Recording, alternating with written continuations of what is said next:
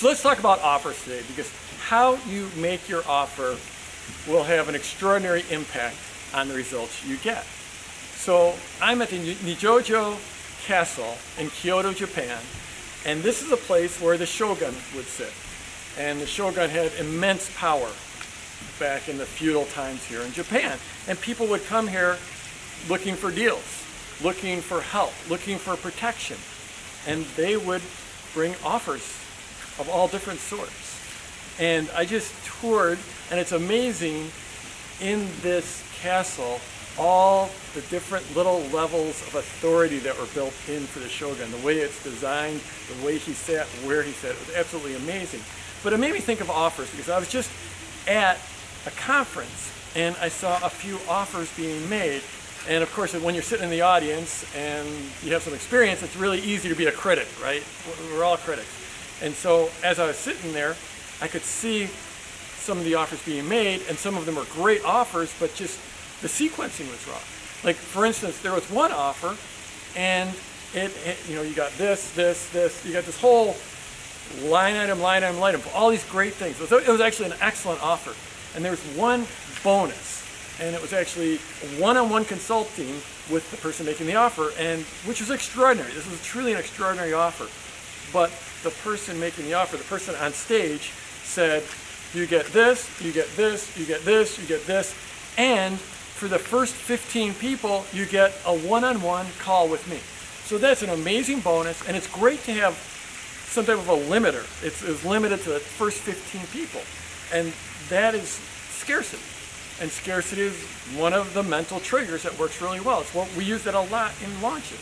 And if you're making an offer, you will double your response if you can have some kind of a limiter, some kind of scarcity, especially like a real scarcity, a real limiter. And this is like, I only have time to talk to so many people one-on-one, so it's limited to 15.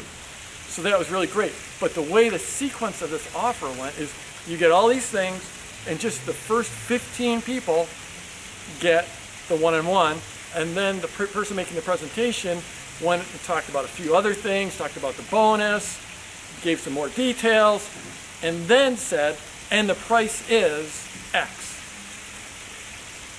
And that offer did okay.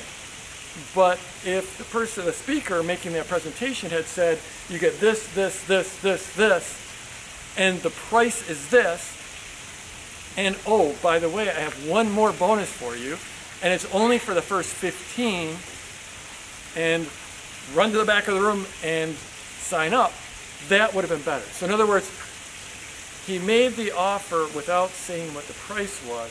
And if you make the offer, boom, boom, boom, boom, oh, you get all these things, and here's the price.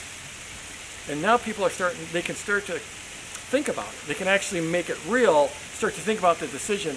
And now you throw in the extra bonus after all of that and say, run to the back of the room. That's the type of offer you want to make. Because when you give that limiter first, and people can't make that decision. They can't decide to buy unless they know the full offer, which includes the price.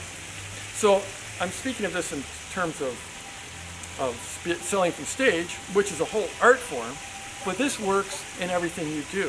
If you're going to add in a limiter, when you add that in, people have to be ready to make the decision. So little subtle details, and if you watch sales presentations, you'll start to pick up on these things. And you should be watching sales presentations and paying attention to them, because you will learn.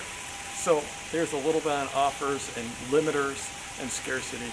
Definitely use this in your offers, whether you're speaking from stage or you're selling in a launch. So I'm Jeff Walker. Wherever you're watching this, scroll down, leave a comment for me, and let's go get in this week.